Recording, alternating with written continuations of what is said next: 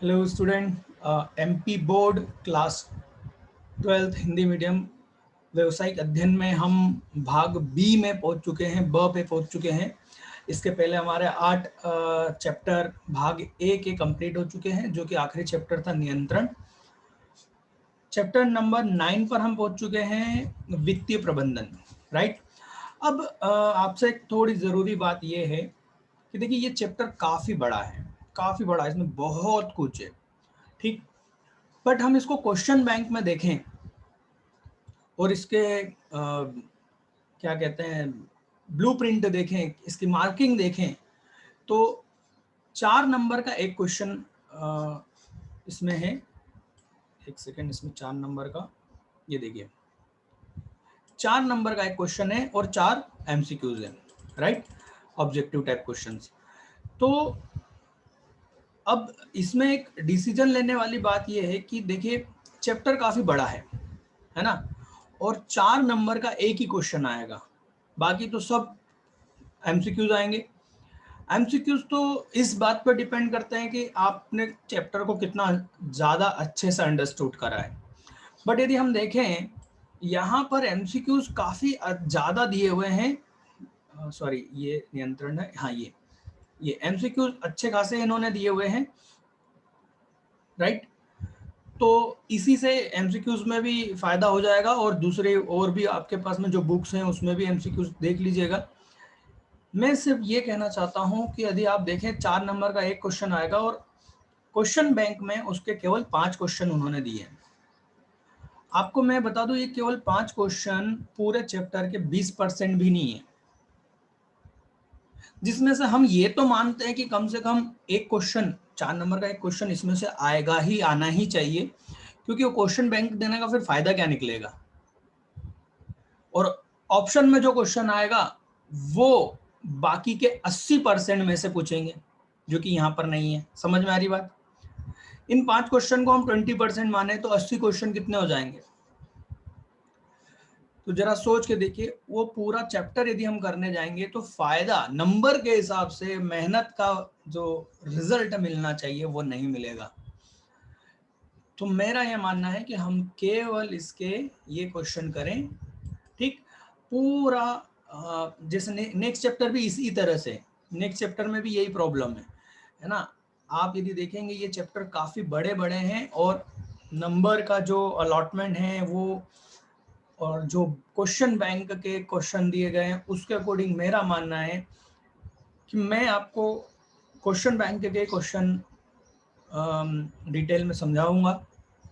ठीक है। उसके अलावा यदि कोई क्वेश्चन मेरे को और उसमें लगता है फ़ायदेमंद तो वो मैं बता दूंगा।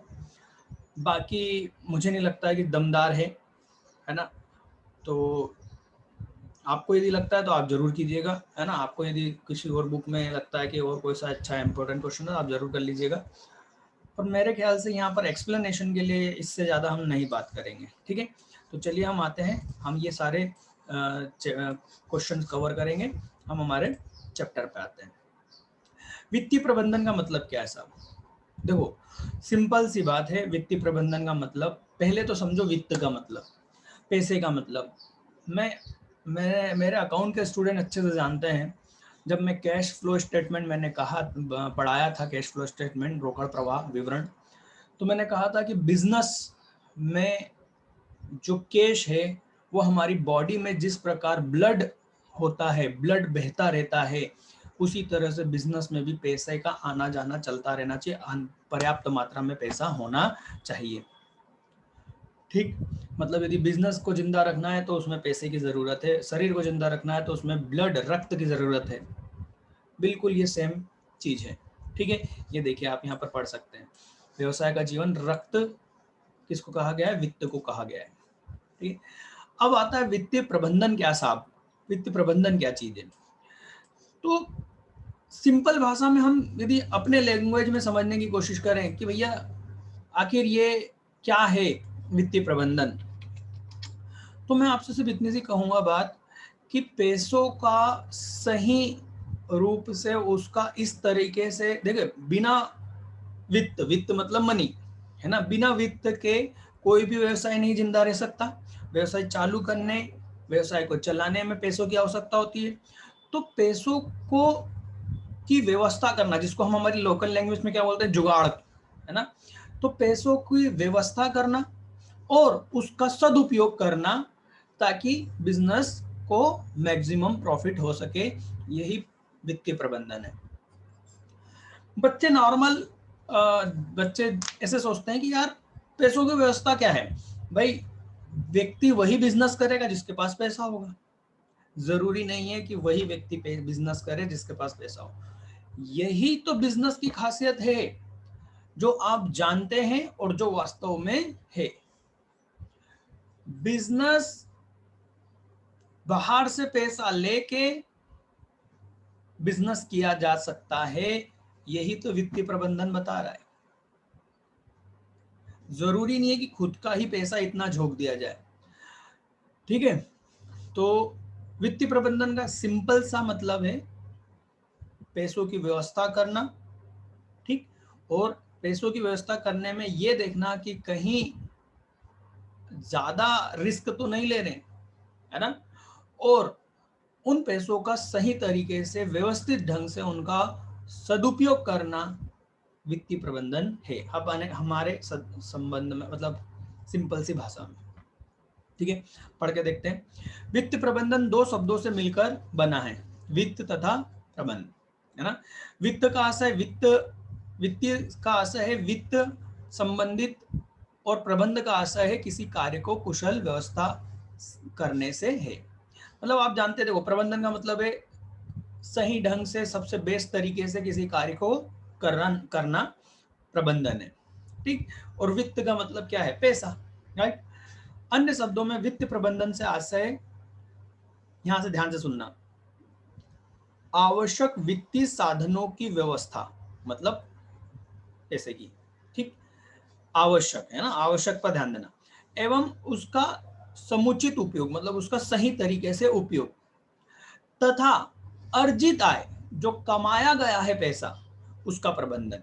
मतलब पहले तो पैसों की व्यवस्था करना, उसका सदुपयोग करना, और उसके बाद जो प्रॉफिट अर्न कर रहे हैं हम, जो पैसा कमा रहे हैं, उसका सदुपयोग करना वित्तीय प्रबंधन है।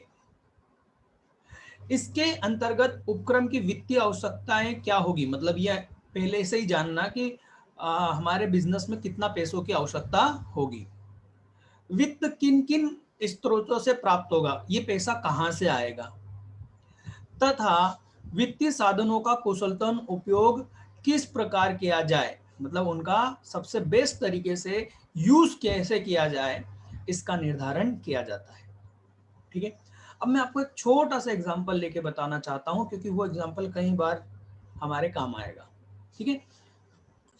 देखिए यहां पर एक बहुत सिंपल सा एग्जांपल दे रहा हूं मैं आपको, ठीक है ना। मान लीजिए मेरे पास में है ना, फोकस ट्यूटोरियल के पास में अभी कैश इन हैंड 31 जनवरी को कितना है, 31 जनवरी को कैश इन हैंड 1 लाख रुपए है, ठीक है। अब हमारे यदि बिजनेस की बात की जाए, कोचिंग बिजनेस की बात की जाए, तो आप जानते हैं कि भैया जनवरी के बाद में फरवरी मार्च में कोई एडमिशन नहीं होते हैं, एडमिशन होते हैं अप्रैल मई जून से, राइट। तो मैं इसको कैसे डिसीजन लेता हूँ, है ना, इसको समझना, यही फाइनेंशियल मैनेजमेंट आपको समझ में आएगा बहुत आसान तरीके से। तो मैं कैसे देखता हूँ कि यदि मान लीजिए मेरे पास 1 लाख रुपए हैं 31 जनवरी को, और मुझे मालूम है कि अगले 3 महीने मेरे पास में कोई पैसा नहीं आएगा, ठीक। तो आपके हिसाब से मुझे ये बताइए हमें क्या करना चाहिए। 1 लाख रुपए को मैं अपने पास रखूं क्योंकि अगले 3 महीने तो मेरे पास कोई पैसा नहीं आने वाला है, क्या मैं ये करूं, जरा सोच के देखिए। यदि आप ये सोचते हैं कि हाँ भैया कुछ भी हो सकता है, इसलिए 1 लाख रुपए को हमको हमारे पास में ही रखना चाहिए क्योंकि अगले 3 महीने हमारे पास पैसा नहीं आने वाला है।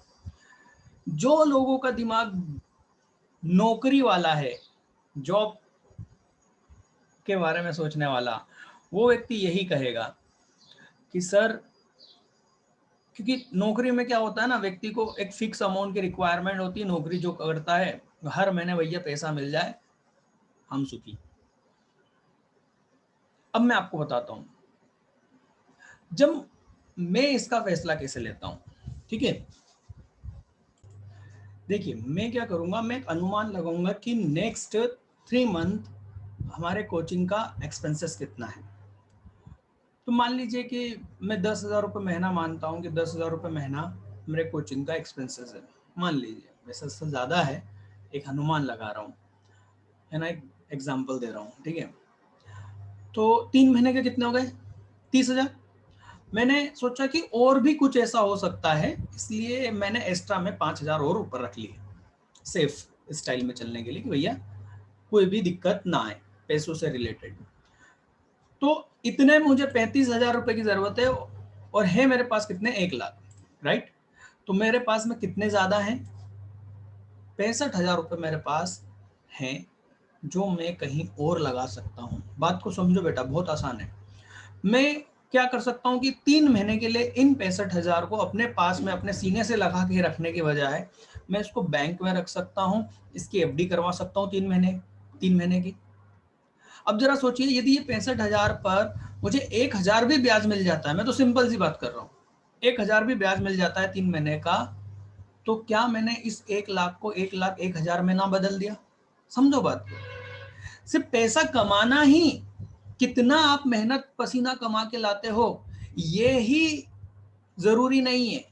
पैसे का सही उपयोग करना भी बहुत जरूरी है।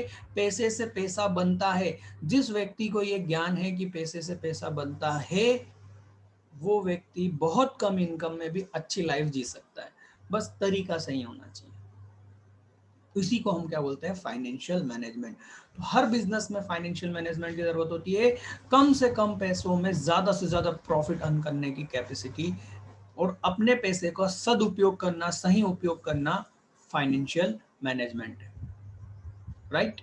तो इसी तरीके से हम इसी एग्जांपल को हम कई बार लेंगे, ठीक है, ध्यान रखना है आपको, ठीक है। चलिए, तो हम आ जाते हैं अपने टॉपिक पे यहीं पर। वित्त प्रबंधन, वित्त के विभिन्न साधन। अब वित्त के विभिन्न साधन कौन कौन से होते हैं? देखिए, एक कंपनी के लिए पैसे की जुगाड़, मतलब कहाँ से पैसा आएगा, इसके कई साधन हो सकते हैं। जैसे कि शेयर कैपिटल इशू करना, आप जानते ही हैं, है ना। मैं ये मान के चल रहा हूँ कि आप जानते हैं, अंशों का जारी करके, शेयर कैपिटल जारी करके हम पैसे ला सकते हैं। दूसरा, हम डिबेंचर इशू कर सकते हैं। तीसरा, हम बैंक से लोन ले सकते हैं, राइट। इस तरीके से हम पैसों की व्यवस्था कर सकते हैं, राइट। तो जो मैंने अभी 3 साधन बताए, क्या? अंश जारी करना, ऋण पत्र जारी करना, और ऋण लेना, बैंकों से ऋण लेना, ये क्या कहलाएगा? वित्तीय साधन कहलाएंगे, है ना। वित्तीय साधन के स्रोत या वित्तीय साधन कहलाएंगे, और इनका सदुपयोग करना स्रोत कहलाएगा बेटा, है ना। वित्तीय साधनों के स्रोत कहलाएगा, जो मैं बोल रहा था, और उनका सदुपयोग करना, बस इसी के बीच, इनके बीच में समन्वय बिठा के रखना ही वित्तीय प्रबंधन है, ठीक है। सस्ते में पैसा लाना और उसका सदुपयोग करके ज्यादा प्रॉफिट अर्न करना, ठीक है। वित्त प्रबंधन मूल रूप से कोषों के प्रवाह से संबंधित है, तथा इसमें कोष की प्राप्ति, देखिए अभी ये तो आपको ज्यादा इसमें समझने की जरूरत नहीं है, सिर्फ हमें वित्त प्रबंधन समझना था, वो हमने यहाँ तक, इस लाइन तक हमने समझ लिया यहाँ तक, ठीक है। अब हम देखते हैं कौन सा क्वेश्चन है। तो भाई, क्वेश्चन बैंक में सबसे पहला क्वेश्चन है वित्तीय प्रबंधन के उद्देश्य। तो चलिए, सबसे पहले हम क्वेश्चन बैंक का पहला क्वेश्चन वित्तीय प्रबंधन के उद्देश्य कर लेते हैं, ठीक है। तो यहाँ पर आ जाइए आप, ये आ गया वित्तीय प्रबंधन के उद्देश्य, ठीक। तो भाई, वित्तीय प्रबंधन का उद्देश्य क्या है? वित्तीय प्रबंधन का उद्देश्य मैंने अभी आपको अपने स्टाइल में बताया कि मैं किस तरीके से वित्तीय प्रबंधन करता हूँ, राइट। मैंने क्या करा, आप एक चीज सोचिए, मैंने क्यों करा, क्या से पहले सोचिए क्यों करा। मैंने 1 लाख को 1,01,000 में बदल दिया, बिना कहीं ज्यादा रिस्क लिए। बात समझ में आ रही है? मतलब मैं अपने प्रॉफिट को क्या कर रहा हूँ? मैक्सिमाइज कर रहा हूँ, मैक्सिमम कर रहा हूँ मैं। समझ में आ रही बात? मैं अपने प्रॉफिट को मैक्सिमाइज कर रहा हूँ। वित्तीय प्रबंधन का पहला उद्देश्य, प्राथमिक उद्देश्य यही है कि अपने स्वामियों के जो संपत्ति है उसको क्या करना? अधिकतम करना। अब स्वामी की संपत्ति का अधिकतम करने का मतलब क्या हुआ? यदि हम कंपनी के हिसाब से देखें, कंपनी के रूप में देखें, तो कंपनी के स्वामी कौन होते हैं? अंशधारी, समता अंशधारी। समता अंशधारियों कि संपत्ति में वृद्धि करने का मतलब क्या होगा? उनके अंशों का बाजार मूल्य में वृद्धि करना उस स्वामियों की जो संपत्ति है उसको बढ़ाने के बराबर है। मतलब कंपनी में हम यदि बात करें, कंपनी की हम बात करें तो कंपनी में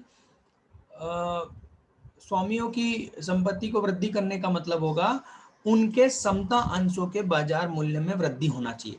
अब भाई बाजार मूल्य में वृद्धि कब होगी? शेयर्स का भाव रेट कब बढ़ता है? शेयर्स की कीमत तब बढ़ती है बेटा जब कंपनी प्रॉफिट अर्न करती है। जब कंपनी प्रॉफिट अर्न करती है उसका मार्केट में उसके जो अंश होते हैं उनका मार्केट में बाजार में मूल्य बढ़ता है। ठीक है, ये यहीं पर यहाँ पर वही लिखा है।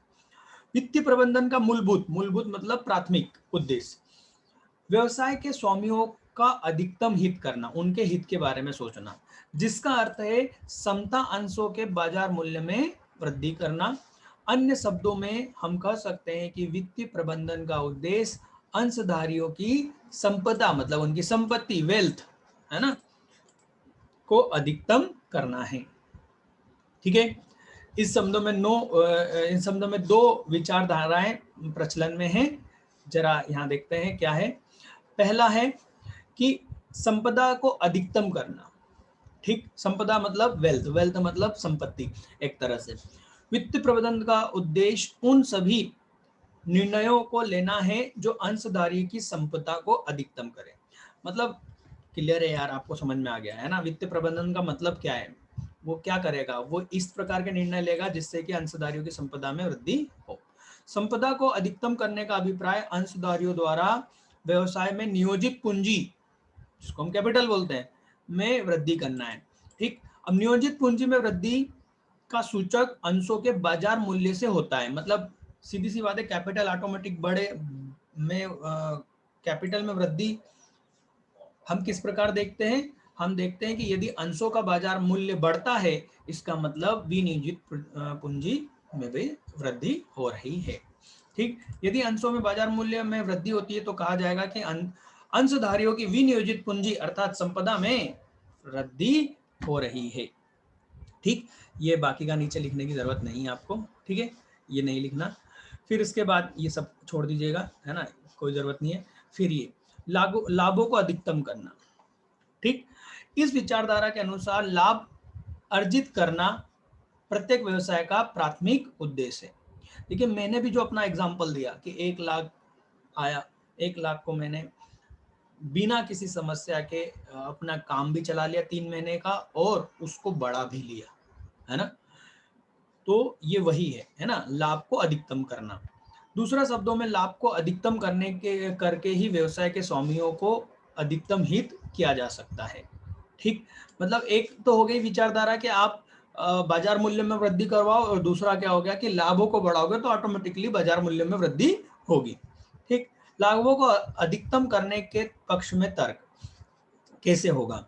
लाभ व्यवसाय की आर्थिक क्षमता और कुशलता का मापदंड है। सीधी सी बात है, एक व्यवसाय अच्छा है आर्थिक रूप से, ये कैसे क्लियर होगा? उसके लाभ देख के। ठीक है, इससे संसाधनों की कुशलतम आवंटन संभव हो जाता है। अच्छा प्रॉफिट यदि कम कंपनी अर्न कर रही है, कमा रही है, अर्जित कर रही है, तो वो उसको सही ढंग से व्यवस्थित रूप से क्या कर सकती है? मतलब वो तभी कमा रही है जब वो अपने पैसों का कुशलतम आवंटन कर रही है। जो मैंने एग्जांपल दिया उसमें यही मैंने करा कि मेरे पास जो पैसा था उसका सही तरीके से मैंने आवंटन करा। 35,000 मैंने रख लिए और 65,000 रुपए को मैंने कहीं लगा दिया, यही आवंटन है, बंटवारा। ठीक, कुशलतम तरीके, सदुपयोग। ठीक है, अधिकतम लाभ होने से भावी आकस्मिकताओं का भी सरलता से सामना किया जा सकता है। यदि आपके प्रॉफिट बिजनेस बिजनेस अच्छा प्रॉफिट अर्न कर रहा है, अधिकतम प्रॉफिट अर्न कर रहा है, तो यदि भविष्य में कुछ अनिश्चितता आ जाती है, आकस्मिकताएं, तो उसको भी आप सरलता से निपट सकते हो। ठीक है, तो ये आप पढ़ लीजिएगा, इसमें दम नहीं है। ठीक, ये विपक्ष विपक्ष के बात कोई मायने नहीं रखती। तीसरा उद्देश्य है अन्य उद्देश्य। तो अन्य उद्देश्य क्या है? अन्य उद्देश्य है वित्तीय प्रबंधन के अन्य उद्देश्य न्यूनतम लागत पर पर्याप्त कोष को प्राप्त करना। ये क्या होता है सर? चलो देखते हैं। इसके लिए मेरे को आपको एक एग्जांपल देना पड़ेगा बेटा, और वो एग्जांपल आपके आगे काम आएगा, इसलिए उसको अच्छे से समझ लेते हैं, है ना, बहुत जगह काम आएगा। चलिए ये एक एग्जांपल है आप लोगों के लिए, आपको आंसर खुद करना है सोच के, ठीक है। देखते हैं आप लोग कितने अच्छे फाइनेंशियल मैनेजर या फाइनेंशियल डिसीजन ले सकते हैं, ठीक है। मान लीजिए आपको पैसों की जरूरत है, 10 करोड़ रुपए की जरूरत है। कितने की? 10 करोड़ की। आप एक प्रोजेक्ट स्टार्ट कर रहे हैं, नया प्रोजेक्ट है, ठीक है, और उस प्रोजेक्ट के लिए आपको 10 करोड़ की ज़रूरत है।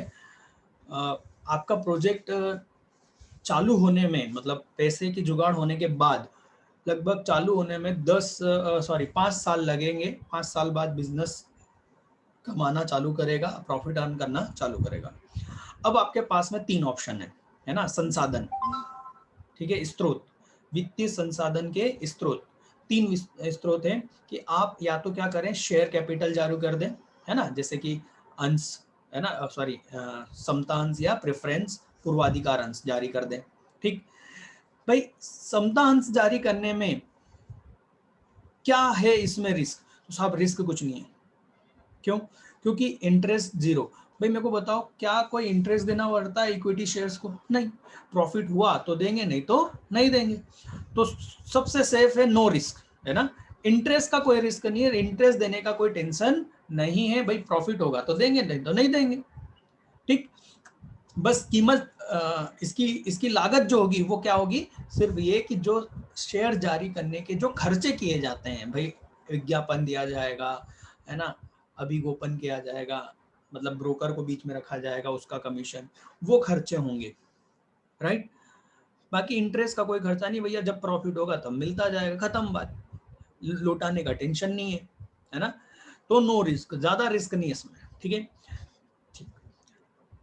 दूसरा, डिबेंचर इशू कर देते हैं। डिबेंचर में फायदा क्या होता है? देखिए, अब बैंक लोन और डिबेंचर को कंपेयर करके देखेंगे, है ना। बैंक लोन 10% पर मिल जाएगा, बहुत अच्छी बात।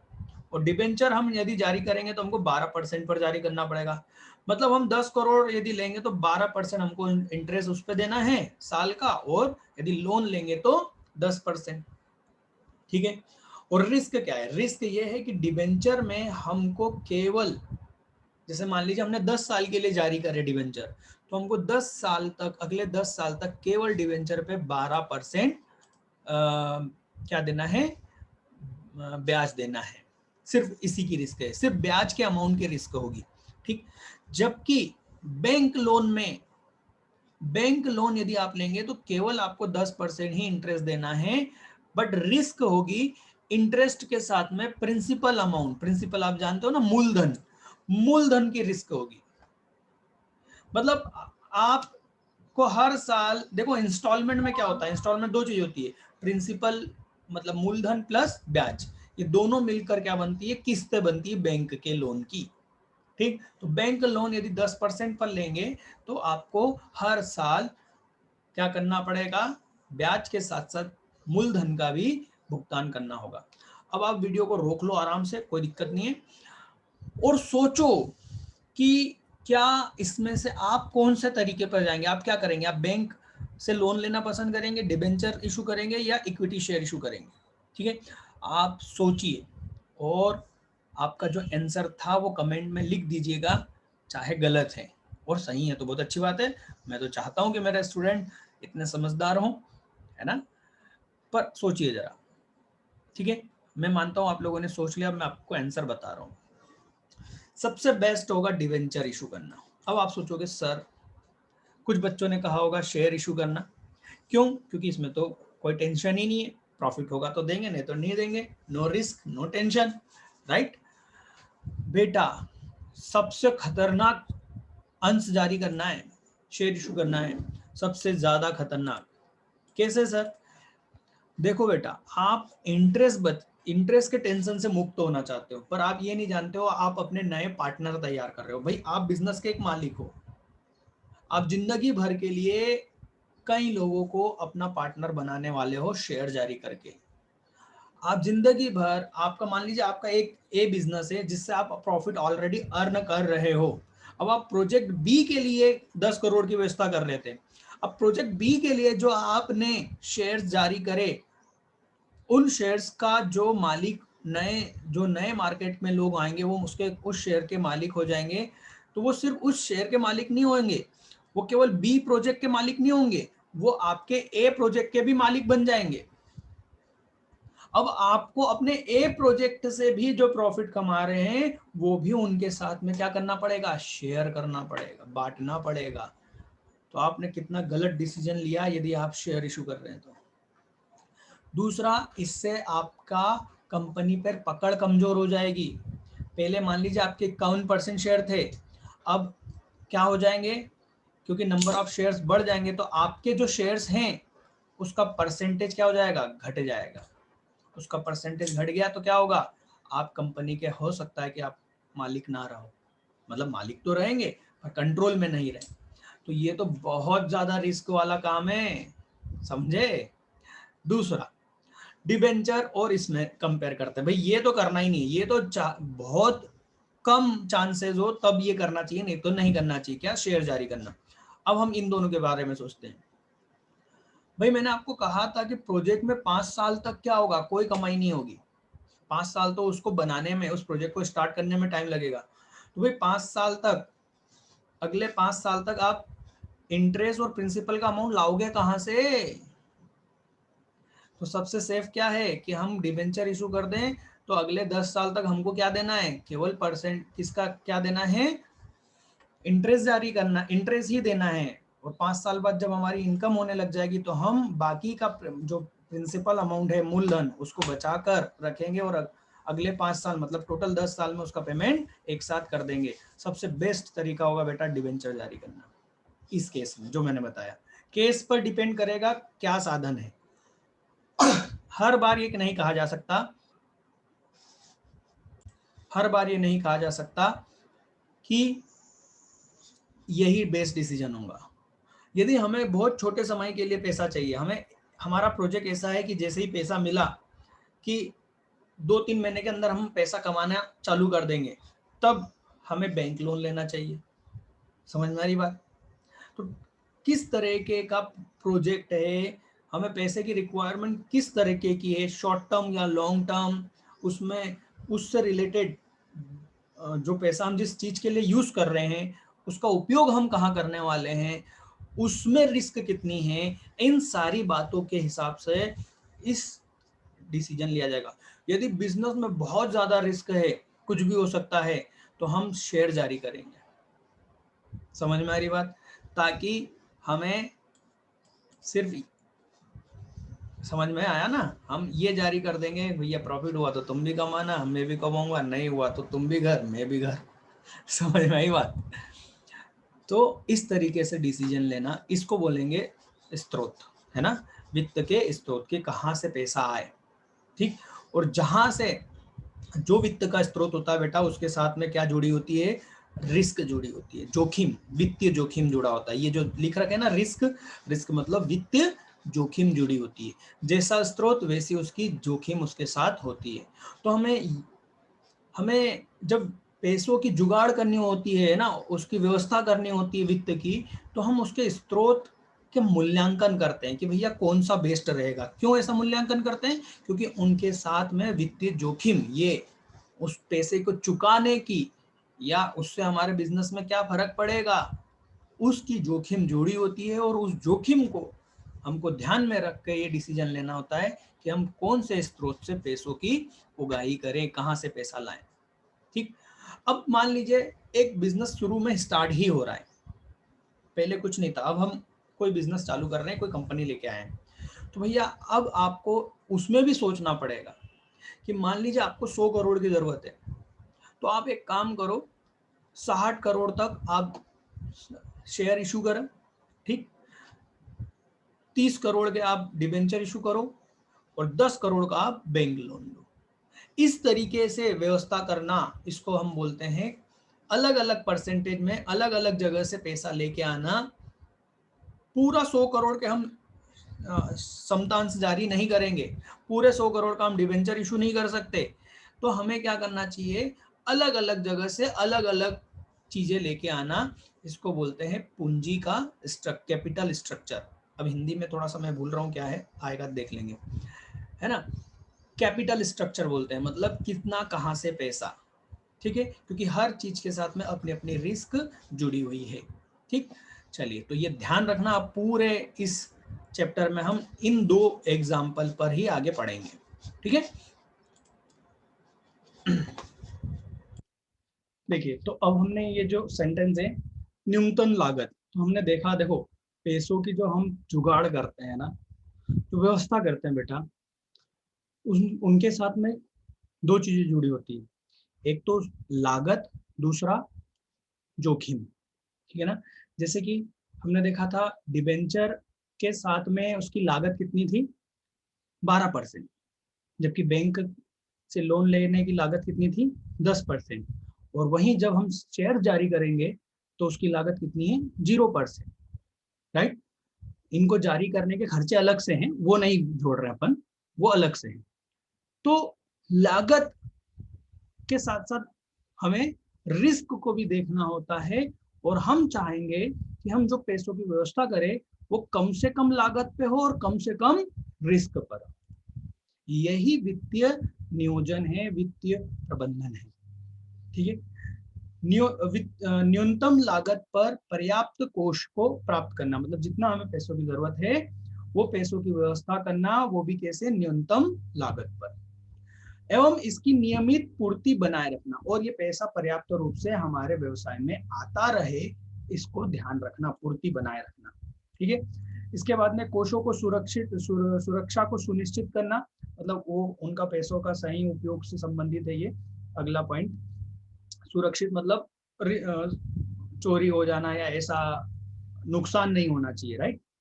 उपलब्ध उपलब्ध वित्तीय कोषों का अनुकूलतम उपयोग सुनिश्चित करना, भाई उनका उपयोग भी सही तरीके से उचित रूप से होना चाहिए, कोई भी पैसा या कोई भी वित्त फालतू पड़ा हुआ नहीं होना चाहिए।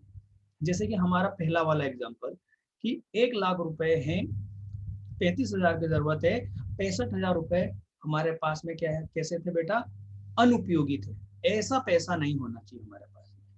तो क्या करें सर, उसका फिर से उसका क्या करो, ऐसा उपयोग करो कि उससे फिर से पैसा कमाया जा सके, ठीक है। प्रभावी वित्तीय नियंत्रण स्थापित करना, मतलब खर्चों पर नियंत्रण करना, इसका मतलब होगा, है ना, खर्च सही तरीके से करना और सही तरीके से वित्त प्राप्त करना, ठीक है, ताकि अल्प पूंजीकरण और अति पूंजीकरण की स्थिति को टाला जा सके। अब ये क्या होता है सर, अल्प पूंजी और अति पूंजी, देखिए मैंने जो एग्जांपल पहला वाला एग्जांपल लिया था जहां पर 1 लाख रुपए का मैंने एग्जांपल दिया था, उसको मैं कहूंगा अति पूंजीकरण। मेरी आवश्यकता से भी ज्यादा मेरे पास में पैसा था, मेरे बिजनेस में जितना पैसा होना चाहिए उससे ज्यादा, रिक्वायरमेंट से ज्यादा मेरे पास में कैश था, तो मैं उस स्थिति को मैं क्या कहूंगा, अति पूंजीकरण। तो मेरे को उसको क्या करना चाहिए, बैलेंस करना चाहिए, और बैलेंस करने के लिए क्या करना चाहिए, जो ज्यादा पैसा था 60,000 रुपए 65,000 रुपए, उसको मेरे को फिर से कहीं इन्वेस्ट कर देना चाहिए, तो हम अति पूंजीकरण की स्थिति से बच जाएंगे। अल्प पूंजीकरण का इसका उल्टा हो गया, राइट। ये मैं टेम्पररी समझा रहा हूँ, है ना। इस चैप्टर में हालांकि डिटेल में है अल्प पूंजीकरण और अति पूंजीकरण, पर हम नहीं देखेंगे, क्यों नहीं देखेंगे, क्योंकि क्वेश्चन बैंक में उससे संबंधित कोई भी क्वेश्चन नहीं है, इसलिए सिर्फ टेम्पररी मैंने आपको चीजें समझाई है, लॉजिक को समझने के लिए, याद रखने के लिए। अंशधारियों द्वारा क्रय किए गए अंशों का पर्याप्त प्रत्याय सुनिश्चित करना, मतलब लाभांश आपने सुना होगा, अकाउंट में पड़ा होगा, लाभांश मिलता है प्रत्येक शेयर पर, हमें क्या मिलता है, यदि कंपनी प्रॉफिट कमाती है तो उस प्रॉफिट को, उस लाभ को अंशों में विभाजित कर दिया जाता है, उसी को हम बोलते हैं अंशों पर पर्याप्त प्रत्याय। प्रत्याय, वो लाभांश को ही हम क्या बोलेंगे, प्रत्याय बोलेंगे।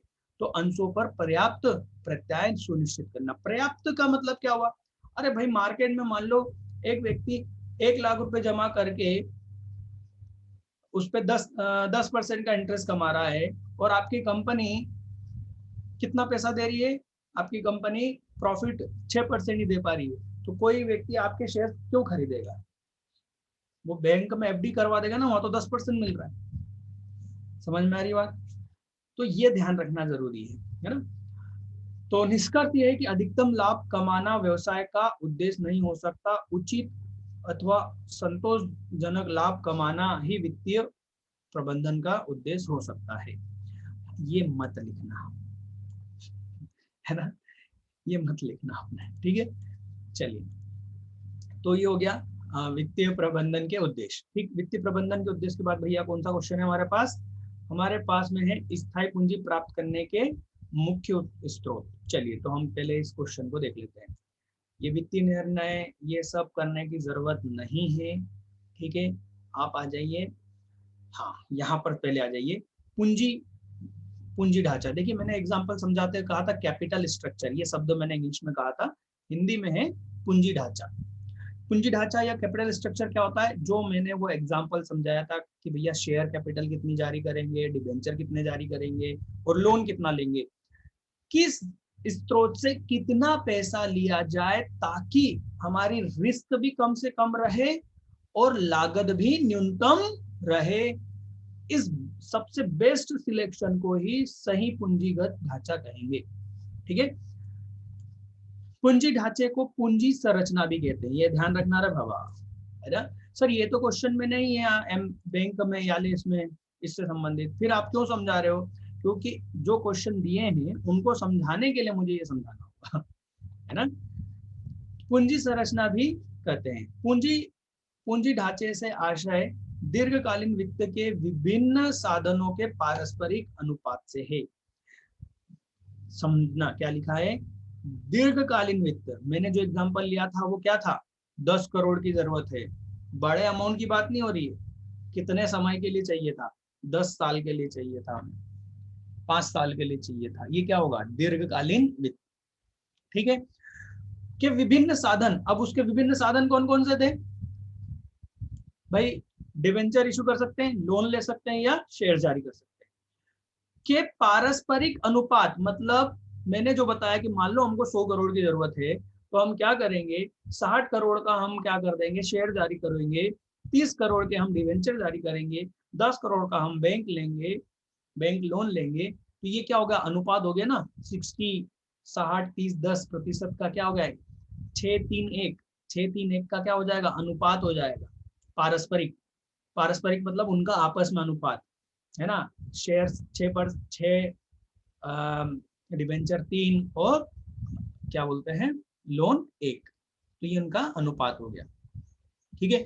तो भाई पूंजीगत ढांचे से आशय दीर्घकालीन वित्त के विभिन्न साधनों के पारस्परिक अनुपात से है।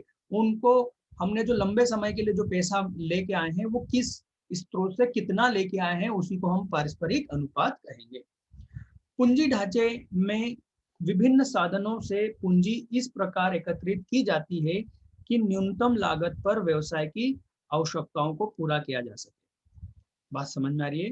पूंजी ढांचे में विभिन्न साधनों से पूंजी इस प्रकार एकत्रित की जाती है कि न्यूनतम लागत पर व्यवसाय की आवश्यकताओं को पूरा किया जा सके। मैंने बोला था ना न्यूनतम लागत, इस प्रकार के पूंजी ढांचे के अनुकूलतम पूंजी ढांचा कहा जाता है। और ऐसा पूंजी ढांचा जो न्यूनतम लागत पर और न्यूनतम रिस्क पर लिया जाता है उसको हम क्या बोलेंगे, अच्छा मतलब कि अनुकूलतम पूंजी ढांचा। बात समझ में आई?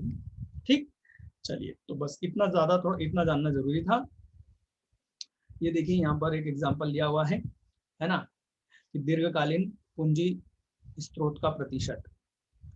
ये देखो, किसी कंपनी की बात करें तो उसने समतांश कितने जारी करे हैं, 4,50,000 के, तो भैया ये कुल पूंजी का कितना प्रतिशत है, 45%।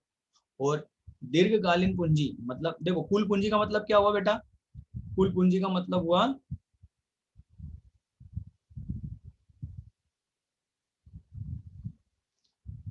आप इस पर ध्यान देना, दीर्घकालीन पूंजी पर, है ना, ये थोड़ा सा अजीब है कि भाई टोटल, यदि इन सबका टोटल कितना है, इन सबका टोटल कितना है, 10 लाख, दीर्घकालीन पूंजी टोटल कितनी है, 10 लाख, तो 10 लाख का, हाँ वही कहा है, 10 लाख का 45%, 10 लाख का 45% क्या है, समता अंश है, ठीक है।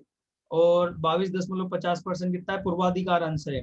ऋण पूंजी मतलब लोन लिया है कितना, 11% का, ठीक है। संचित लाभ, पहले से बचे हुए कोई लाभ है, संचित लाभ आप जानते हैं है ना, वो कितने हैं, 11.25। चालू दायित्व, तो ये सब मिलाकर, ठीक है, ये इनका एक क्या निकल जाएगा, अनुपात निकल जाएगा, ठीक है। चलिए, तो ये हो गया यहाँ पर भैया दीर्घकालीन पूंजी, है ना, दीर्घकालीन पूंजी। अब यहाँ पर आ जाओ, स्थायी पूंजी और कार्यशील पूंजी। स्थायी पूंजी का मतलब क्या है और कार्यशील पूंजी का मतलब क्या है, पहले ये समझना होगा। ठीक है, देखिए स्थायी पूंजी का मतलब है हमने जो भी पूंजी की व्यवस्था करी, है ना, ये कुल पूंजी है। देखो ये जो हमने अभी उदाहरण देखा था ना यहाँ पर एक टेबल के रूप में, कहाँ गया ये, है ना, तो ये कुल पूंजी है। तो कुल पूंजी हमने कहाँ कहाँ से लाए, ठीक, चालू दायित्व, ये सॉरी, ये कहाँ से लाए हम पैसा, है ना, तो ये कुल पूंजी है। ठीक है, तो कुल पूंजी का वो हिस्सा जो हमारे व्यवसाय में फिक्स असेट, स्थायी संपत्ति में जो खर्च होता है, उसको हम क्या कहेंगे, स्थायी पूंजी। देखो बात को समझो, टोटल पूंजी क्या हो गई, जितना भी हम पैसा लाए, है ना, चाहे कहीं से भी लाए, ठीक, शेयर कैपिटल जारी करके, ऋण पत्र जारी करके, या बैंक से लेकर टोटल पैसा जो भी आया है व्यापार में, बिजनेस में, टोटल बिजनेस जो पैसा आया है वो कैसे खर्च हुआ है। यदि उसका जो हिस्सा हमारे स्थायी संपत्तियों पे खर्च हुआ है तो हम उसको बोलेंगे कि वो पूंजी जो कि हमने स्थायी संपत्तियों को खरीदने में खर्च की है या लगाई है, उसको हम बोलेंगे वो हमारी फिक्स कैपिटल है, क्योंकि अब वो हम उससे पैसा नहीं बदलेंगे, मतलब हम उन संपत्तियों को बेचेंगे नहीं।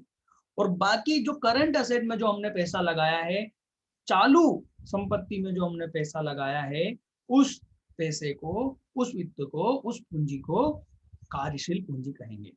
ठीक है, स्थायी पूंजी से आशय पूंजी के उस भाग से है जिसका निवेश कहाँ हुआ है, स्थायी संपत्तियों में हुआ है, जैसे कि भूमि, भवन, मशीनरी, फर्नीचर आदि।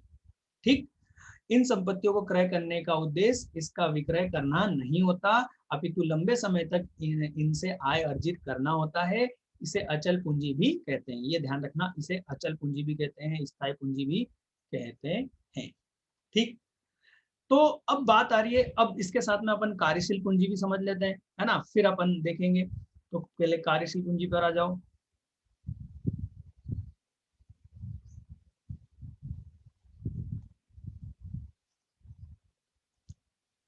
तो कार्यशील पूंजी के अर्थ में दो धारणाएं हैं। अरे यार ये तो थोड़ा सा अलग निकल, यहाँ से चलो, यहाँ से पढ़ो। कार्यशील पूंजी का आशय व्यवसाय के अल्पकालीन संपत्ति जैसे कि स्टॉक, अल्पकालीन दायित्व जैसे कि लेनदार, देय बिल इत्यादि में विनियोजित पूंजी से है। इसे चालू संपत्ति के योग में से चालू दायित्व के योग को घटाकर ज्ञात किया जाता है। अतः संक्षेप में कार्यशील पूंजी से आशय चालू संपत्तियों के चालू दायित्व पर आधिक्य से है, ये लिखा हुआ है यहाँ पर। देखो ग्रॉस, देखो बात को ध्यान से समझना है, ध्यान से सुनना। सकल कार्यशील पूंजी का मतलब होगा चालू संपत्तियां, जैसे कि नगद, प्राप्य बिल, पूर्व पत्र मतलब कि बिल्स रिसेबल, है ना, पूर्व पत्र, व स्टॉक इत्यादि में निवेश, चालू संपत्तियों में निवेश, सिंपल सी बात। और शुद्ध कार्यशील पूंजी का अर्थ क्या होगा कि चालू संपत्तियों में से चालू दायित्व को घटा देंगे तो क्या बचेगा, शुद्ध कार्यशील पूंजी। ठीक, शुद्ध कार्यशील पूंजी मतलब चालू संपत्ति माइनस चालू दायित्व। तो ग्रॉस या मतलब सकल कार्य पूंजी का अर्थ क्या होगा बेटा, सकल कार्य पूंजी का अर्थ होगा चालू संपत्ति में लगा हुआ पैसा। यदि चालू संपत्ति में लगा हुआ पैसे को माइनस कर देंगे चालू दायित्व से, तो हमारे पास में शुद्ध कार्यशील पूंजी आ जाएगी। ठीक, यदि चालू संपत्ति कुल चालू दायित्व से कम होती है, ठीक, ये पढ़ने की जरूरत नहीं है, इसकी जरूरत नहीं है, आप अपने हिसाब से पढ़ के देख लेना, इसमें दम नहीं है। ठीक है, ये यहाँ तक, तो इसको बोलेंगे हम कार्यशील पूंजी। ठीक, अब हमारे सामने दो क्वेश्चन है, ध्यान से देखना। स्थायी पूंजी प्राप्त करने के मुख्य स्रोत, ठीक, और चालू संपत्ति का योग क्या कहलाता है, ये कहां से आ गया, तो एक शब्द वाला है, अरे नहीं यार, ये यहाँ से करना था, सॉरी। स्थायी पूंजी को प्रभावित करने वाले तत्व, है ना, और ये वही होगा, स्थायी पूंजी को प्राप्त करने के मुख्य स्रोत, नहीं नहीं नहीं, सॉरी, ये अलग है। कार्यशील पूंजी को निर्धारित करने वाले तत्व, हाँ ये आ गया।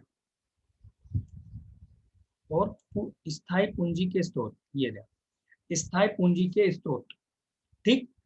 और स्थायी पूंजी के स्रोत के बाद में हम कौन सा क्वेश्चन करेंगे, स्थायी पूंजी को प्रभावित करने वाले तत्व।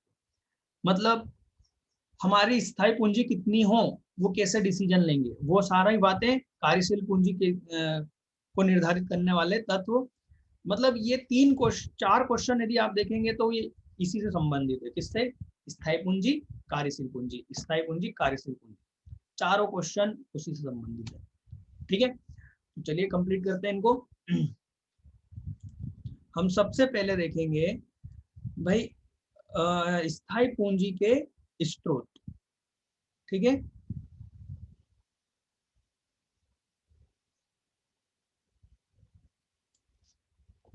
स्थायी पूंजी का प्रबंधन यहाँ पर आ रहा है। स्थायी पूंजी की आवश्यकता को प्रभावित करने वाले तत्व, ये वही वाला क्वेश्चन है, ये रहा स्थायी पूंजी को प्रभावित करने वाले तत्व। ठीक, इसका आंसर ये रहा। पर इसके स्रोत कहाँ है, स्रोत वाला आंसर कहाँ है?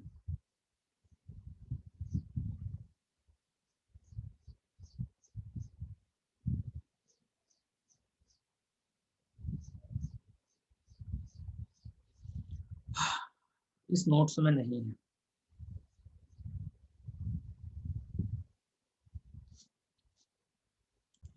देखिए बच्चों, इस बुक में तो स्थायी पूंजी के स्रोत क्वेश्चन नहीं है, बट हमारे इंग्लिश मीडियम के कोर्स में हम हमारे नोट्स, जो हमारे खुद के नोट्स हैं बेटा, उसमें है।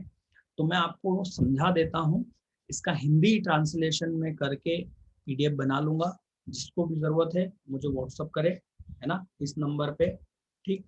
या हाँ, इस नंबर पे व्हाट्सअप करे, मैं उनको वो हिंदी में नोट्स जो है, 2 क्वेश्चन नहीं है आपके इस हिंदी वाले में, मैं बता देता हूँ कौन कौन से 2 क्वेश्चन नहीं है। एक तो स्थायी पूंजी के स्रोत, दूसरा स्थायी पूंजी और कार्यशील पूंजी में अंतर। ये 2 क्वेश्चन नहीं है और इनको हम नहीं छोड़ सकते, बात समझिए, है ना, क्योंकि 5 ही तो क्वेश्चन है और इन दोनों को ही छोड़ देंगे तो फिर बचेगा क्या चक्कर में। ठीक है, तो मैं ये जो मेरे पास इंग्लिश में है, इसका हिंदी ट्रांसलेट करके मैं आपको PDF सेंड कर दूंगा, आप मुझे इस नंबर पर व्हाट्सअप कर दीजिएगा। मैं इसलिए बोल रहा हूँ कि हो सकता है आपके पास में कोई और बुक हो और उसमें ये आंसर हो। ठीक है, तो कोई दिक्कत नहीं है, पर यदि नहीं है तो आप मुझे मैसेज कीजिए। ठीक है, चलिए, तो स्थायी पूंजी के स्रोत। अब आपको सिर्फ ध्यान देना है ना, इंग्लिश में है, डरना नहीं, बहुत इजी शब्द है, आप जानते हैं इन शब्दों को। शेयर इशू करना, भाई स्थायी पूंजी लंबे समय के लिए पैसा कहाँ से आएगा? हमारे एग्जांपल को ध्यान रखो, तो हमने क्या क्या कहा था, हम शेयर जारी करेंगे, डिबेंचर जारी करेंगे, बैंक से लोन लेंगे, वही तो स्रोत है। फिर से वही उन्हीं चीजों पे बात की जा रही है कि हम कहाँ से लेंगे पैसा, हम पैसा लाएंगे शेयर्स को जारी करके। ठीक, यहाँ से हम अंशों को जारी करके, चाहे इक्विटी शेयर हो या प्रेफरेंस शेयर हो, वहां से हम दीर्घकालीन पूंजी या स्थायी पूंजी के लिए स्थायी पूंजी की व्यवस्था कर सकते हैं। ठीक, तीसरा आता है इशू ऑफ डिवेंचर, मतलब ऋण पत्रों को जारी करके हम लंबे समय के लिए क्या कर सकते हैं, पैसों की व्यवस्था कर सकते हैं। Issue of debenture is also preferred source of longer debenture are issued when it is felt that after some time there will be lesser need of working capital। बिल्कुल, ये आप पढ़ेंगे, मैं हिंदी ट्रांसलेशन भेज दूंगा, आपको समझ में आ जाएगा, कोई ऐसा दमदार नहीं है। ठीक है, पब्लिक डिपॉजिट, लोगों से पैसे डिपॉजिट कर सकते हैं, जिस तरह से डिबेंचर इशू किया जाता है बिल्कुल वैसा ही होता है, बट इसमें कोई ऋण पत्र ऐसा जारी नहीं किया जाता है। ठीक है ना, सिंपल सा लोगों से उधार ले सकती है कंपनी, उसको बोलेंगे पब्लिक डिपॉजिट, है ना। पब्लिक डिपॉजिट को हिंदी में कह सकते हैं जमा स्वीकार करना, जनता से जमा स्वीकार करना, हिंदी में इसको ऐसे कहेंगे। ठीक है, और तीसरा आ जाता है प्लगिंग बैग ऑफ प्रॉफिट, मतलब कि जो आपके जो संचय बना रखे हैं, है ना, जनरल रिजर्व आपने देखा होगा, है ना, तो ये जो संचय जो आप बिजनेस ने पहले से जो प्रॉफिट अर्न कर रखा है, उसको जो बचा के रखा है, जो कि अभी शेयर होल्डर अंशधारियों में बांटा नहीं गया है, उस प्रॉफिट को ही यूज कर लेना प्लगिंग बैक ऑफ प्रॉफिट कहलाता है, मतलब संचयों को फिर से उपयोग करना, संचयों का उपयोग करना इसको कहेंगे। ठीक, और पांचवा होगा लोन फ्रॉम फाइनेंशियल इंस्टीट्यूट, मतलब कि वित्तीय संस्थानों से क्या लेना, ऋण लेना। ठीक, ये 5 पॉइंट आपको लिखने होंगे, तो बिल्कुल करके जाना है। मुझे ऐसा लग रहा है कि क्वेश्चन बिल्कुल आएगा। आपके पास किसी अन्य बुक में हो तो जरूर याद कर लीजिएगा। और वही है बेटा जो मैंने एग्जांपल दिया था, है ना, लंबे समय के लिए हम पैसा जहां से लाएंगे, हम या तो शेयर जारी करेंगे, ऋण पत्र जारी करेंगे, जनता से जमाएं स्वीकार करेंगे, या फिर हम बैंकों से, वित्तीय संस्थाओं से क्या करेंगे, ऋण लेंगे। ठीक है, अब आता है हमारा क्वेश्चन, स्थायी पूंजी को प्रभावित करने वाले तत्व, मतलब हमारी स्थायी पूंजी कितनी होगी ये किस बात पर निर्भर करेगा, राइट। हम इस चीज को देखने जा रहे हैं। तो चलिए ये आ गए हम यहाँ पर 4 नंबर का क्वेश्चन है, ठीक है ना। स्थायी पूंजी को की आवश्यकता को प्रभावित करने वाले घटक। पहला, व्यवसाय की प्रकृति। बिल्कुल, ये व्यवसाय की प्रकृति पर निर्भर करेगा कि हमें स्थायी पूंजी की कितनी जरूरत है। देखो, यदि हमारा व्यवसाय मैन्युफैक्चरिंग, निर्माणी व्यवसाय, मतलब हम कुछ ना कुछ निर्माण करते हैं, मैन्युफैक्चर करते हैं, तो हमें मशीनों की जरूरत होगी, हमें बिल्डिंग की जरूरत होगी, कारखाने की जरूरत होगी, राइट। इसलिए हमें ज्यादा पैसों की जरूरत होगी, राइट। ऐसा पैसा जो कि लंबे समय तक हमारे पास बना रहेगा, क्योंकि भाई बिल्डिंग मशीनों में जो पैसा लगाएंगे उसी को तो हम स्थायी पूंजी कहेंगे। तो यदि हमारा बिजनेस कौन सा है, व्यापारिक व्यवसाय, मतलब ट्रेडिंग वाला, खरीदना और बेचने वाला बिजनेस है, तो हमें पैसों की कम आवश्यकता होगी, नहीं पैसों की नहीं, सॉरी, स्थायी पूंजी की कम आवश्यकता होगी। और यदि हमारा व्यवसाय कौन सा है, निर्माणी व्यवसाय है, तो उसमें ज्यादा जरूरत होगी। ठीक है, इसके बाद में आता है क्रियाओं का मापदंड। स्थायी पूंजी की आवश्यकता व्यवसायिक क्रियाओं के फैलाव पर निर्भर करती है, मतलब हमारा व्यवसाय छोटा है या बड़ा है। यदि हमारा व्यवसाय काफी बड़ा है, हमारा व्यवसाय केवल मध्य प्रदेश में नहीं पूरे देश में है, तो हमें जगह जगह पर हमारे सेंटर्स बनाने पड़ेंगे, हमारे गोडाउन बनाने पड़ेंगे, तो हमारा पैसा ज्यादा, स्थायी पैसा ज्यादा हमें जरूरत होगा, है ना। तो ये भी वही है, व्यवसाय बहुत छोटे पैमाने पर है तो कम स्थायी पूंजी लगेगी। इसके विपरीत यदि निर्माणी संस्थाएं जिसका व्यवसाय बड़े पैमाने पर है, तो अपेक्षाकृत अधिक पूंजी, स्थायी पूंजी की आवश्यकता होगी। ठीक, पद्धति का चयन, हम जिस तरीके से निर्माण करते हैं, है ना, जो निर्माणी संस्थाएं आधुनिक एवं स्वचालित मशीनों द्वारा उत्पादन करती है, उन्हें अधिक स्थायी पूंजी की जरूरत होगी। ठीक है, और इसके विपरीत जिन संस्थाओं में उत्पादन मानवीय श्रम द्वारा किया जाता है, उन्हें कम स्थायी पूंजी की आवश्यकता होती है। तकनीकी उत्थान, कुछ व्यवसाय ऐसे होते हैं जिनमें ऐसी स्थायी संपत्ति का प्रयोग किया जाता है जिससे अतिशीघ्र बदलने की जरूरत होती है, मतलब कि कंप्यूटर, जैसे आजकल कंप्यूटर तकनीक जल्द से जल्द परिवर्तित हो जाती है। अतः ऐसी कंपनियां जिनका व्यवसाय कंप्यूटर पर आधारित है को अधिक स्थायी पूंजी की आवश्यकता होती है। क्यों? क्योंकि क्या होता है ना कि टेक्नोलॉजी बदलने के कारण उनको भी अपने आप की मशीनें और ये सब बदलना पड़ती है, राइट। विकास संभावना, यदि हम हमारा व्यवसाय मतलब हमारा मैनेजमेंट ये सोचता है, संगठन ये सोचता है कि भाई ऐसे संगठन जिनके विकास की संभावना नहीं है, इनके लिए भविष्य में अतिरिक्त स्थायी पूंजी की आवश्यकता नहीं होती, पर ऐसे संगठन जिनके विकास की अधिक संभावना है, ऐसे संगठनों में ज्यादा जरूरत होती है। समझ में आ गया आपको? ठीक है, विविधीकरण हटा देना आप, चलो पढ़ लो, विविधीकरण कंप्लीट कर लो। विविधीकरण का मतलब होता है, देखो टाटा कंपनी को आपने देखा होगा, टाटा कंपनी टाटा के ट्रक भी बनाती है और नमक भी बनाती है। अब आप खुद सोचो, नमक और ट्रक का कोई संबंध है क्या? नहीं। इसी को विविधीकरण कहते हैं। एक व्यवसाय जब इस प्रकार अलग अलग क्षेत्रों में व्यवसाय करता है तो उसको विविधीकरण कहते हैं। तो यदि आपका व्यवसाय, मतलब आपकी कंपनी विविधीकरण में है, अलग अलग टाइप के बिजनेस करती है, तो आपको ज्यादा स्थायी पूंजी की आवश्यकता होगी। ठीक, 6 पॉइंट बहुत है, 4 नंबर में लिखना वैसे भी।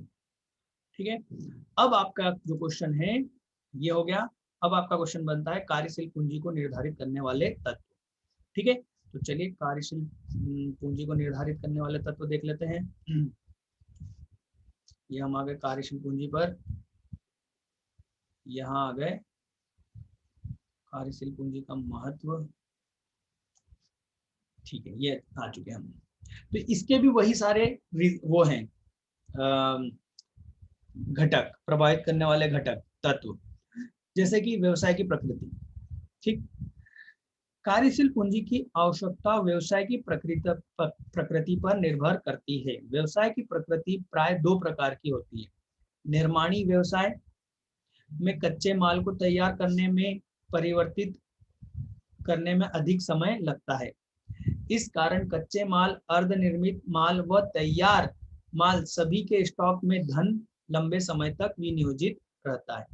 देखो यार, पहले चीज तो आपका दिमाग में ये आ जाना चाहिए कि कार्यशील पूंजी का मतलब होता है स्थायी पूंजी में पैसा लगना, राइट। स्थायी पूंजी में जहां पैसा खर्च होता है, उसके कारण आपका डिसीजन ये कि कितना आपको कार्यशील पूंजी की आवश्यकता है। आपको ये देखना पड़ेगा कि आपके पास में चालू संपत्ति, मैंने शायद अभी स्थायी पूंजी बोला है, स्थायी संपत्ति बोला है, काफी देर से पढ़ा रहा हूँ ना, शायद मैंने यदि स्थायी संपत्ति बोला है तो मैंने गलत बोला है। ठीक है, मेरे को क्या बोलना है, चालू संपत्ति। ठीक है, आपके यहाँ यदि मतलब आपको कार्यशील पूंजी देखना है कि कितनी आवश्यक है आपको, तो आपको ये देखना पड़ेगा कि आपके यहाँ चालू संपत्ति में कितना पैसा लग रहा है। जितना चालू संपत्ति में पैसा लग रहा है, उतना ही आपकी कार्यशील पूंजी की आवश्यकता है। अब चालू संपत्ति क्या हो गया बेटा, जैसे कि स्टॉक। अब स्टॉक भी कई प्रकार के हो सकते हैं। यदि आपका व्यवसाय केवल व्यापारिक बिजनेस है, मतलब खरीदना और बेचना, राइट, तो आपको सिर्फ फिनिश गुड, अंतिम माल का स्टॉक रखने की जरूरत है। परंतु यदि आप कोई मैन्युफैक्चरिंग कंपनी, कुछ निर्माण करते हो, तो आपको कच्चे माल का भी स्टॉक रखना पड़ेगा। ठीक, अर्धनिर्मित माल भी होगा और बना तैयार हुआ माल भी, अंतिम गुड्स, अंतिम वस्तु, सॉरी अंतिम स्टॉक, फिनिश गुड्स भी बनाकर रखना होगा। तो आपको ज्यादा पैसों की जरूरत होगी। और स्टॉक में पैसा लगाना मतलब चालू संपत्ति में पैसा लगाना, चालू संपत्ति में पैसा लगाना मतलब कि कार्य पूंजी, कार्यशील पूंजी। तो भाई कार्यशील पूंजी किस बात पर निर्भर करेगी, व्यवसाय की प्रकृति पर, कि आपका व्यवसाय निर्माणी व्यवसाय है या व्यापारिक व्यवसाय है। ठीक है, इसके बाद में यदि आपका व्यापार सेवा संबंधित है, जैसे कि हम, है ना, जैसे मैं कोचिंग पढ़ा रहा हूँ, सेवा दे रहा हूँ, तो हमको कार्यशील पूंजी कम से कम की जरूरत होती है, क्योंकि हमको स्टॉक तो मेंटेन करना ही नहीं, सिर्फ हमको डेली रूटीन के खर्चे हैं वो मेंटेन करना है। तो हमें और कम कार्यशील पूंजी की आवश्यकता है। समझ में आ रही बात। क्रियाओं का स्तर, भाई हम कितने बड़े स्तर पर क्या कर रहे हैं, बिजनेस कर रहे हैं। अभी हमने जो उसमें समझा था स्थायी पूंजी में, सेम वही है ना, कि जितने बड़े स्तर पर हम व्यवसाय करेंगे, उतनी ज्यादा कार्यशील पूंजी की आवश्यकता होगी। व्यवसायिक चक्र, ठीक, यदि व्यवसायिक चक्र से आशय है व्यवसाय में आने वाली तेजी और मंदी। आप जानते हो ना, बिजनेस तेजी मंदी, अभी हम देखें तो सारे बिजनेसों में क्या चल रही, मंदी चल रही कोरोना काल में, है ना। व्यवसाय चक्र के विभिन्न कारणों से कार्यशील पूंजी की आवश्यकता को प्रभावित होती है। तेजी काल में बूम, ज्यादा डिमांड होती है, जब मांग बढ़ने से उत्पादन और बिक्री में वृद्धि होती है, इसलिए अधिक कार्यशील पूंजी की आवश्यकता होती है। जबकि मंदी काल में कम कार्यशील पूंजी की आवश्यकता होती है, क्योंकि मांग कम हो जाती है। ठीक है, मौसमी घटक, बिल्कुल मौसम के कारण भी बहुत सारे चीजों पर निर्भर करता है। देखिए, आपका मान लीजिए बिजनेस कूलर बनाने का है, राइट, आप कूलर की फैक्ट्री आपकी। अब जरा सोचिए, कूलर की डिमांड कब होती है, गर्मियों में। तो गर्मी से ठीक पहले, मतलब अप्रैल से ठीक पहले, मैं कहूँ जनवरी और फरवरी में आपको बहुत ज्यादा कार्यशील पूंजी की जरूरत होगी। क्यों, क्योंकि आपको इस जनवरी के ठीक पहले पहले काफी क्वांटिटी में अपना फिनिश गुड बना के रखना होगा, राइट।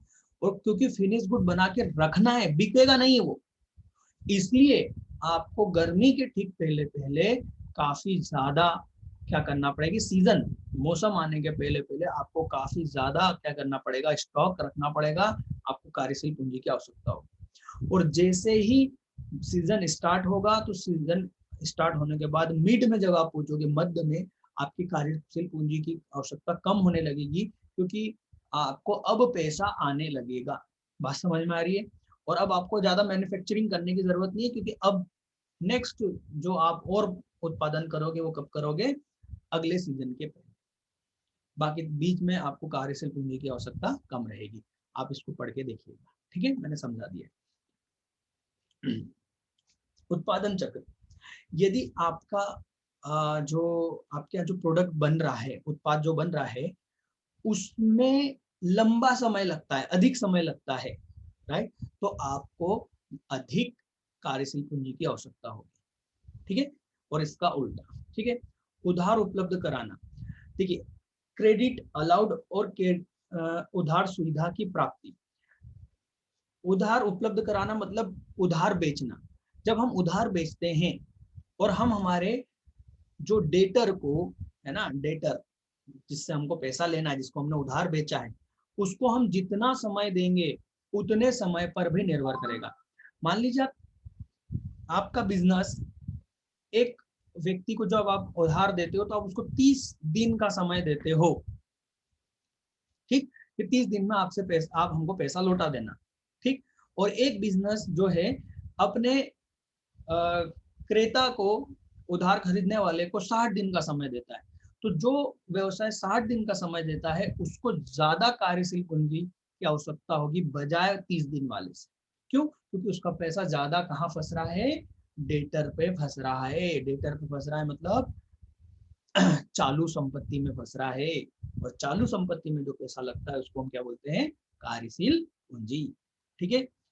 और इसके उल्टा यदि देखा जाए कि हमें व्यवसाय को, हम अपना कच्चा माल जब खरीदते हैं, हम कोई अन्य सामग्री खरीदते हैं, वो भी उधार पे, तो हमारे जो क्रेडिटर होते हैं जिन्होंने हमें उधार दिया है, वो हमें कितना समय दे रहे हैं।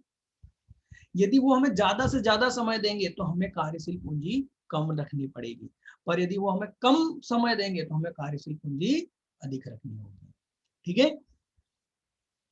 तो इतना बहुत है ना, इतने पॉइंट बहुत है 4 नंबर के हिसाब से, ठीक है। अब बेटा सिर्फ एक क्वेश्चन बचता है, वो है स्थायी पूंजी और कार्यशील पूंजी में अंतर, जो कि हिंदी में तो अभी अवेलेबल नहीं है, मैं ट्रांसलेट करके आपको दे दूंगा। जैसे मैंने कहा है, मेरे पास में इंग्लिश में है, मैं फटाफट उसको रीड करके आपको बता देता हूँ, समझा देता हूँ, ठीक। चलिए देखते हैं। ये फिक्स्ड का मतलब क्या होगा, स्थायी, और इसका मतलब क्या हो गया, वर्किंग। अब ध्यान रखना है ना, मेरा कर्सर पर ध्यान रखना। भाई फिक्स्ड का अर्थ क्या है, आप लिख दोगे, कार्यशील पूंजी का अर्थ आप लिख दोगे, है ना। फिर फिक्स का अर्थ है कि जो कहाँ लंबे समय के लिए बिजनेस में नियोजित होती है, उसको हम बोलते हैं स्थायी पूंजी। जबकि ऐसी पूंजी जो व्यवसाय के दिन प्रतिदिन के खर्चों का की आवश्यकता को पूर्ति करती है, उसे कार्यशील पूंजी कहते हैं।